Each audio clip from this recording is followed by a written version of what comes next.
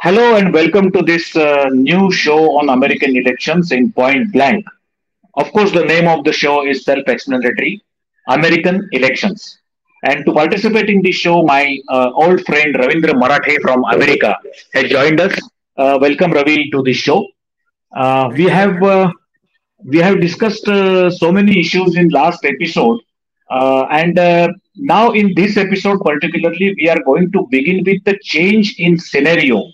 Of course, a new race has been started since Joe Biden, American president, has stepped down from the race of next president of United States of America, and now in last 1 or 2 weeks, the situation is changing drastically because the race is, we may say, reset. So the situation is changed as far as the favorable votes are concerned, as far as the sense of people, as far as the favorable votes of people are concerned. The scenario has quite changed. I can just refer some figures which we are getting it from media across the American states and United States of America. The favorable votes for Kamla Harris were 35 before she declared her candidature. Uh, Now she has jumped to 43. That means there is a jump of 8 points in the favorable votes of Kamala Harris, and unfavorable votes are decreased from 46 to 42. As far as Donald Trump is concerned, the favorable votes are decreased from 42 to 36, that is by 4 points, and unfavorable votes from 51 to 52, increased by 1%. So, my first question to you is how would you assess this situation of change getting fast in this race, which is reset now after Kamala Harris has signed the form just 48 hours ago, the form of candidature from Democratic Party. She has recently signed. So, how Mhm. do you judge or assess this change situation in the current scenario? Right. So, Samiran, there are two, three aspects which I would like to mention about this particular question. One is the change within the Democratic Party. Democratic Party was expecting Biden to step aside, and it was going on for almost 3 to 4 weeks. But finally, it happened, and that has put a lot of energy amongst the entire democratic machinery. At the rank and file of Democratic Party, especially amongst the Democratic volunteers, what we call as, that has put a lot of energy amongst them. I mean, that energy is so apparent that in last 2 weeks, 140,000 new volunteers have signed up to canvass for Kamala Harris. Now, 140,000 is a very big figure for country like America. That is just one example. The second example is obviously on the side of financiers. Now, Kamala Harris has now raised more than 200 billion dollars since her candidature has been endorsed by Biden. So these two are very important points from Democratic Party's point of view. The third aspect within the Democratic Party is all the delegates which earlier supported Biden, they have quickly lined up behind Biden. Sorry, behind Harris, I meant to say. Sorry about that. Now, this is slightly unexpected, but in the sense that Harris was not that popular that they would have lined up behind her, but the political compulsion, because Democratic Party within itself, they knew that the Biden stepping aside drama was going on for too long a period. So they wanted to ensure that another drama doesn't happen, and that's why they have quickly lined up behind Harris. So these are very important developments within Democratic Party. And then the second part is what is happening within the Republican Party. The second part is Republican Party has slightly shaken because their entire strategy altogether was based on shredding Biden in terms of her or in terms of his inability to withstand Trump. in terms of energy, in terms of policies. But with this development, now they are scurrying around to, to develop a new strategy. And this new strategy is not only because of new candidate, but the candidate is not only new, she is young and she is a woman. So that has made Republican Party think about the changing of their strategy. So that's at the two levels of parties. Now, if you want, I can quickly say a few things about the voters, and especially, what has happened, Samiran, since we started having this podcast. I have been able to talk to some American friends and the neighbor in my neighborhood, and I keep a few of them have watched our podcast, and what they have said is now they feel that the race is even. When Biden was insisting that he's going to contest, they felt that it's a hands down victory for Trump. But now they are a bit relieved. They are saying, okay, now the election means something because now there is going to be an even context. Though that's Right, the. Ravi, we will come back to the voters and some swing states and other part of the voting area. But before Mhm. that, let me come to the side of Republican Party, that is Donald Trump. Since officially now it is almost clear, since Kamala Harris has signed the paper of candidature, Donald Trump has started speaking erratically. He is making some drastic statements against Kamala Harris. Right. As he said, in last 2 to 3 days, he has categorically attacked that she is the most unsuccessful, unpopular lady who is contesting from Democratic Party. He has also insisted that during her tenure as a vice president of United States, it was her failure that so many people were crossing the countries, coming as an immigrants, which was illegal immigrancy and all that.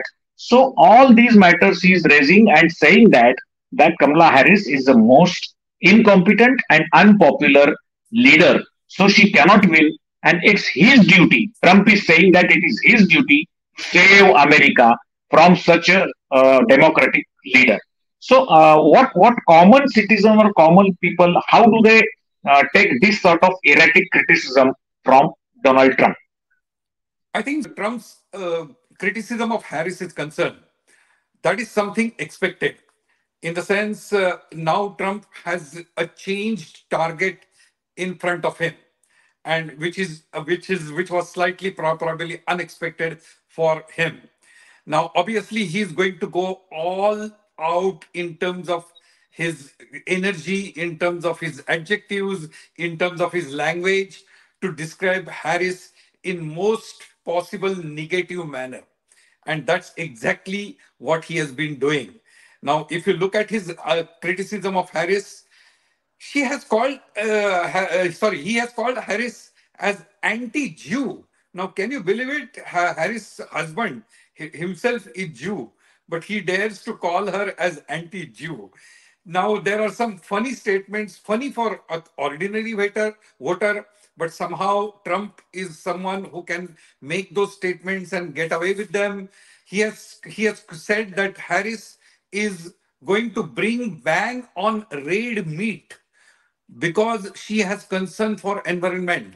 Now, these kind of statements, everyone knows these are not factual statements, but they are made in order to appeal to that particular voter segment, which is for Trump and which Trump believes that he's likely to attract.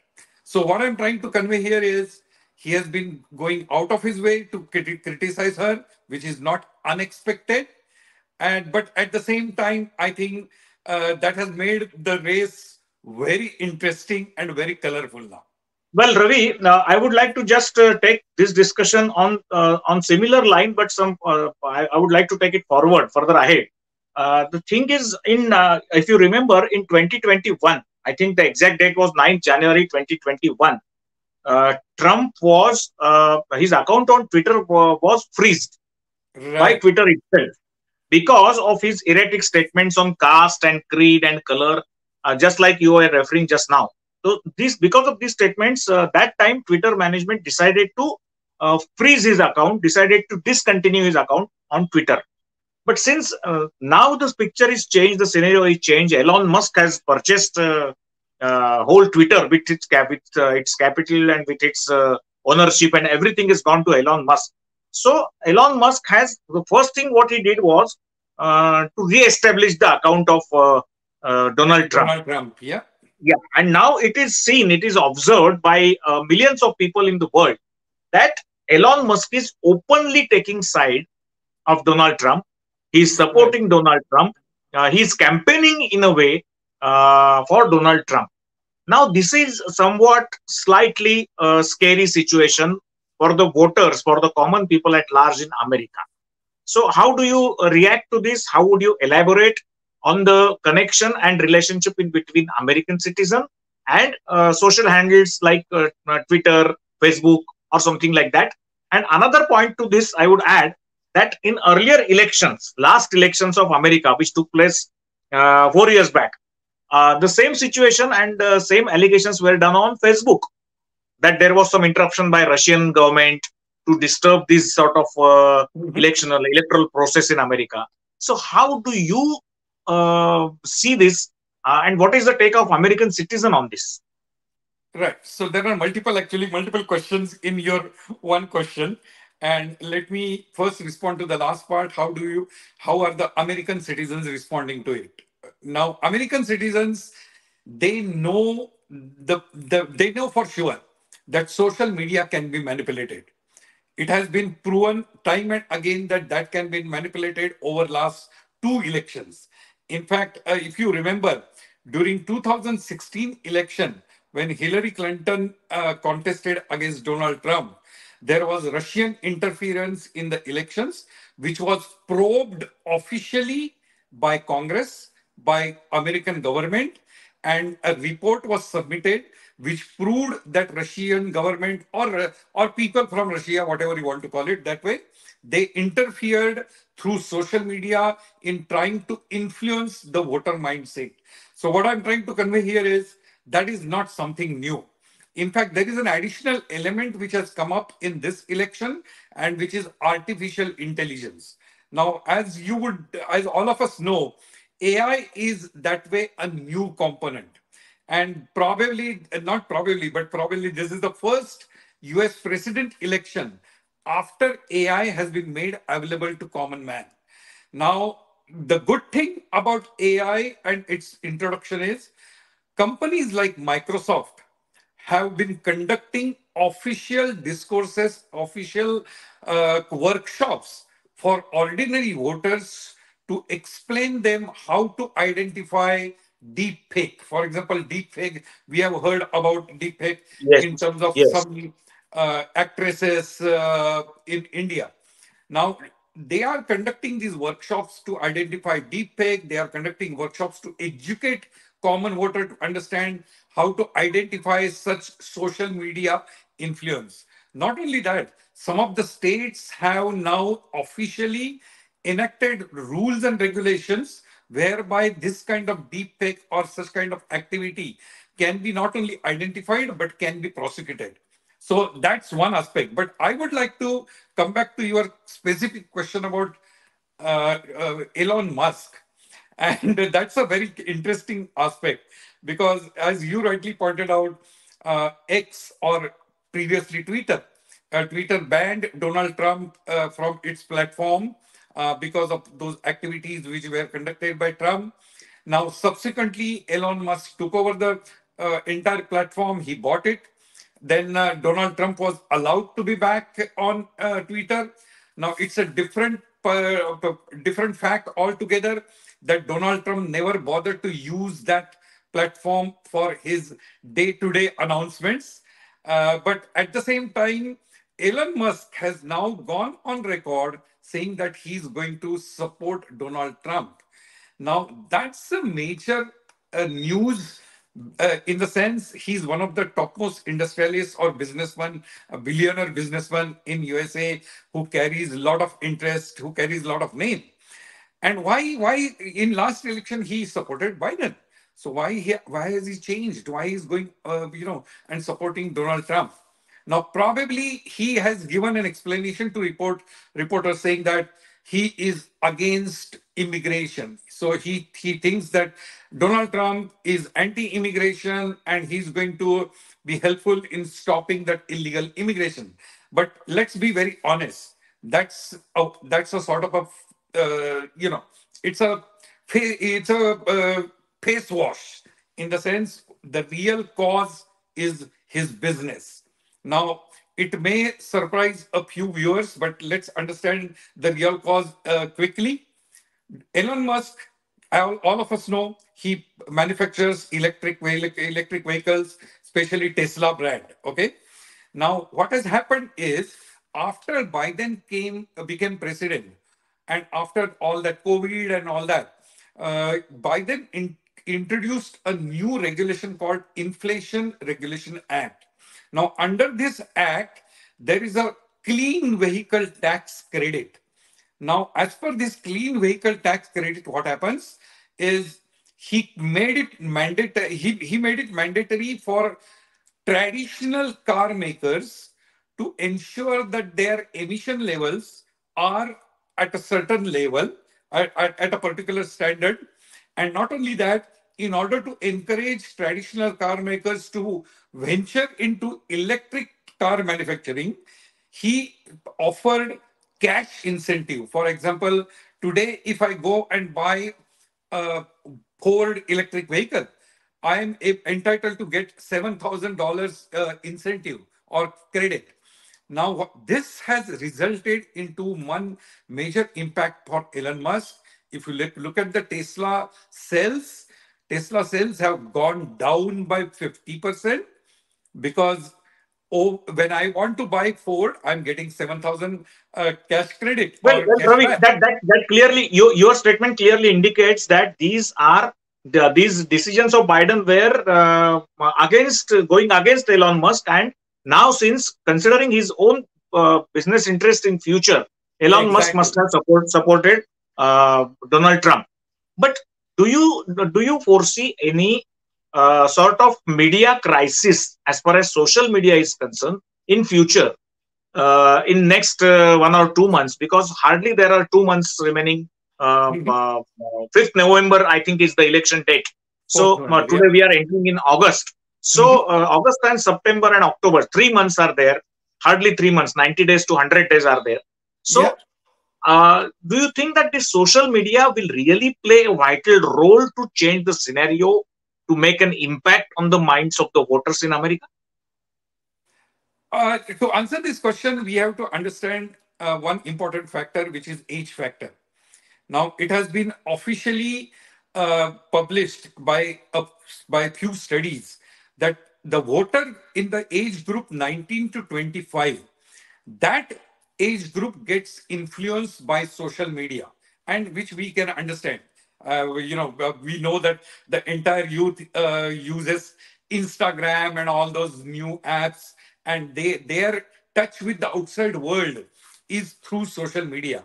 So the age group 19 to 25, that age group voter definitely has potential to get swayed or get influenced by social media. But I don't think any other age group will have that kind of large influence which one would expect. But Ravi, let me give you one figure. Recently, today only, I have read Mhm. it somewhere, or I have heard on some American media, that 66% from the new voters, Mhm. 66% from the new voters, they have given $200 million to Kamla Harris. We referred this figure. That means out of this $200 million, 66% are being given by the new voters, the age group, same age group which you are saying, 19 to 25. That means the social media is not affecting that badly, which has been creating hype for Trump. That has not happened as far as the younger generation's mindset is concerned. They are not been influenced. On the contrary, they are helping, they are funding Kamala Harris. So what does it show? I think, Samiran, there is some disconnect here. because the 200 million figure which you talked about, which has been raised by Kamala Harris, it is a correct figure, but probably there is somewhere some wrong reporting which you might have read. It is not by this age group 19 to 25. It is the overall monetary figure which Kamala Harris has been able to raise. So that's one important part. And second part, social media influence. Everyone by this time, both the parties have become experts in this. In the sense, both the parties know how to manipulate, how to get it, how to influence the voter mindset. So what I'm trying to say here is, it's not like the 2016 election when probably social media influence was probably untested or not evaluated.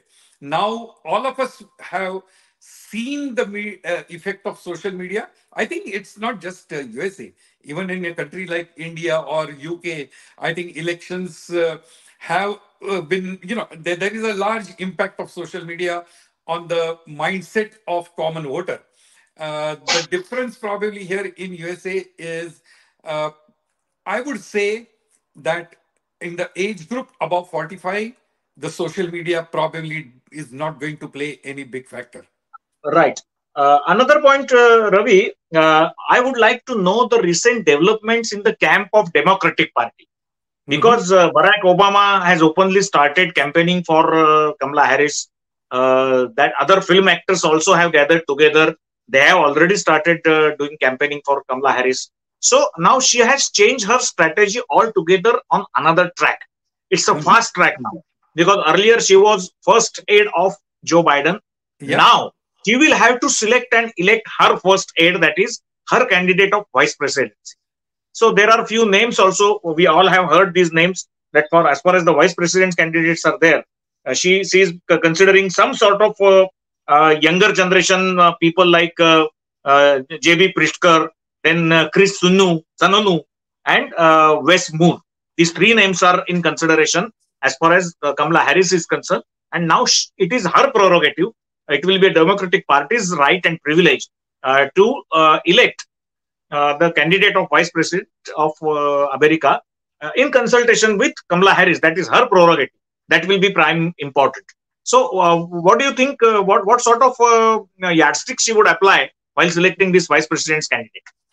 Right. Now, you mentioned three names, but probably what I would say that there have been actually 7 to 8 names in the There are list. some other names. Yes, Yeah, yes. and these and her election committee, or the advisory committee, let's put it this way, they have started evaluating and shortlisting them. Now, as a result, some of the developments have started taking place, because one of the names was Mr. Cooper from North Carolina.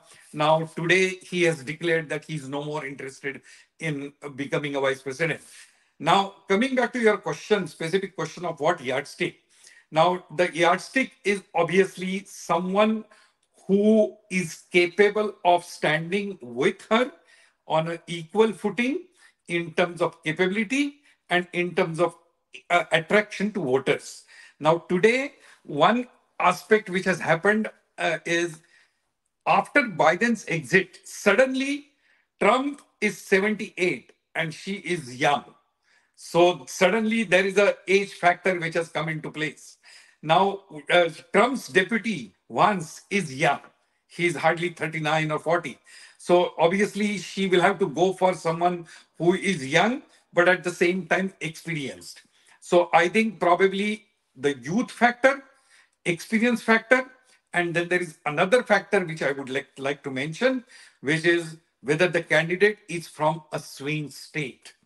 Because if the candidate is from swing state, that candidate, because of his local popularity, he can take the entire state along with him.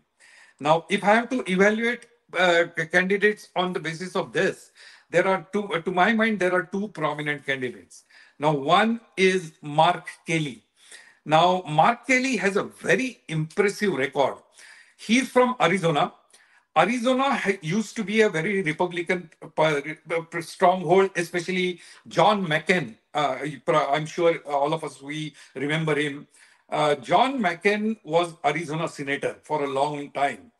Now, when John McCain died, Mark Kelly actually replaced him. Now, imagine he's a Democrat, but he replaced a popular figure like John McCain. So that shows itself that he is probably equally competent and popular in the eyes of voters. Now, there are a couple of other important plus points of Mark Kelly. Number one, he's an ex-Navy person. So that counts a lot because there is a lot of respect for military veterans in USA. So that is, and not only he's a Navy, ex-Navy, but he also participated in Operation Desert. He won a few medals. So it has been proved that he's a, to put it in simple words, he's a competent soldier. Okay. Yes. And not Ravi, only Ravi, that, sorry to interrupt you, but would there be another very important and vital point of differentiation and as a yardstick or as a eligibility point of view? Will color be important in selecting the candidate? I'm talking about the color. it is bound to be. It is bound to be. See, what happens is with Kamala Harris being woman and that too of color, uh, Democratic Party logically would go for a male and that too, non-colored, probably, to put it in simple terms, a white Yes, male. So all yes. these candidates, Mark Kelly, Shapiro, Buttigieg, all these fit into that yardstick. They are all white and they are males, But one and they thing are is for young, sure that the and they are young. candidate is expected to be young and white. Exactly. Am I right? Yeah, young white male. Let's put it in simple terms. I think the elections, the situation in elections is taking a drastic change. It's a race in between these two very strong candidates. And since Kamala Harris has taken the top slot candidature, she has signed the papers. She has started working rigorously to win the elections. She has said many times, and she has planned her strategy. Now she will be announcing. I think on Mhm. 7th of August she will be announcing the name of her vice president. And at the Right. same time, I think Ravi, the convention is going to take place. The Democratic convention is going to take place. So, what is going to be the usual process now? Officially, they will be announcing the candidate there, or they will take some more time to announce the candidature of vice president, or both things will take in same place. No, I think by 7th August, Democratic Party. See, if you remember, we talked about 3,900 delegates who were pledged to Biden. Now, what will happen by 7th of August? All these delegates will formally offer their pledge to Kamala Harris. So that means that in terms of theoretically, her candidature is confirmed. Now, 19th of August, when the convention starts, that will be the place where that will be officially announced along with the candidate which she is going to select for vice president's post. So the process Right. is simple. By 7th, all these delegates will pledge their support to Harris, and in the 19th of August convention, it will be officially declared.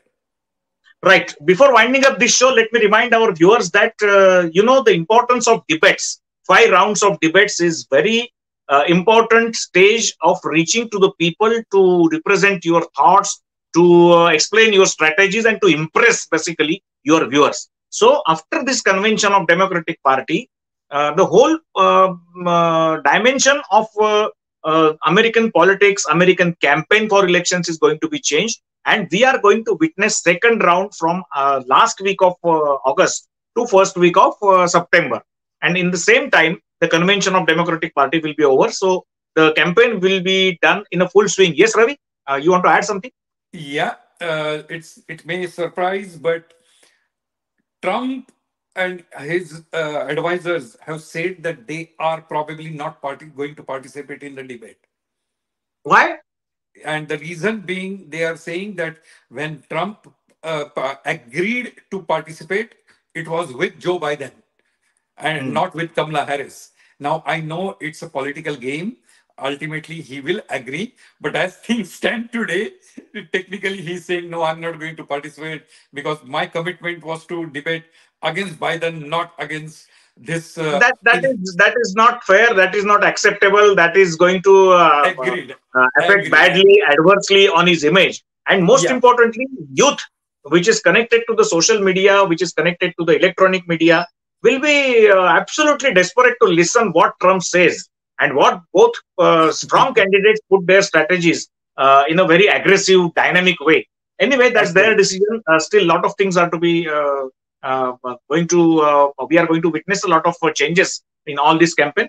Ravi, thanks for coming. Let us stop here in this episode. In next episode, Ravi, I think we'll discuss some more strategical points in the campaigns of Kamla Harris, how Trump reorganizes his whole campaign to accept this bigger challenge from Kamla Harris. And most importantly, I would like you to elaborate and explain us how American media is being managed, or American media acts and reacts really fairly and justifiably for the people of at large. Because America is a country which calls himself is a most democratic country, though not the largest democracy, but they call themselves as a democratic one. So do they really allow people to think? Do they really stop any sort of manipulating through the media? Or people are getting their justice or their due right to vote in a proper, fair manner and in the fair atmosphere? So let us stop here, Ravi. Thanks for coming. We'll meet in the next episode of my program about American elections in Point Blank. Thanks for watching. Thank you, Samir.